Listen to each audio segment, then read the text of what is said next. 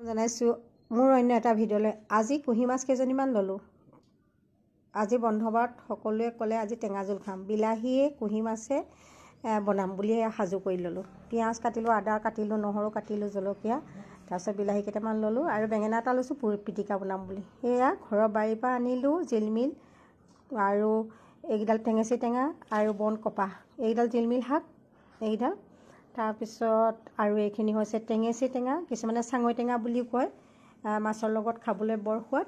তাৰপিছত এইকেইডাল হৈছে বন কপাহ। এইকেইডাল মিক্স কৰি যদি দিয়ে তৰকাৰীকণৰ সোৱাদটোৱে বৰ ধুনীয়া লাগে। আমাৰ অসমীয়া মানুহৰ মানে মিক্স ভেজ শাকৰ তৰকাৰীকণ এই বন কপাহকেইডালে দি দিলে বহুত ভাল লাগে। তাৰপিছত এয়া আৰু মাছটো কাটি বাছি এয়া ফ্ৰাই কৰি ল'লোঁ। তাৰপিছত বেঙেনা এটা এইফালে পুৰিবলৈ দিলোঁ, পুৰি ল'লোঁ। তাৰপিছতে বেঙেনাটো পুৰা হ'ল। তাৰপিছত এইফালে মানে পাঁচফোৰণ অকণ দিলোঁ। মোৰতো চব্জিত পাঁচফোৰণ মেইন, অকল মাংস বাহিৰে মই চবতে পাঁচফোৰণ দিলোঁ। বিলাহী, আদা, নহৰু, জলকীয়া, হালধি, নিমখ চব মিক্স কৰি লৈ এই শাকখিনি দি দিলোঁ। তাৰপিছত এয়া দেখিছে নহয় কি সুন্দৰকৈ শাক উতলিলে। গৰম পানী অলপ দি দিলোঁ। তাৰপিছত মাছখিনি দি দিলোঁ। আজি দুপৰীয়া সাঁজ ৰেডি। এতিয়া আমি সকলোৱে খাম, লগতে এয়া বেঙেনা পিটিকা। ধন্যবাদ দেই মোৰ ভিডিঅ'টোলৈ।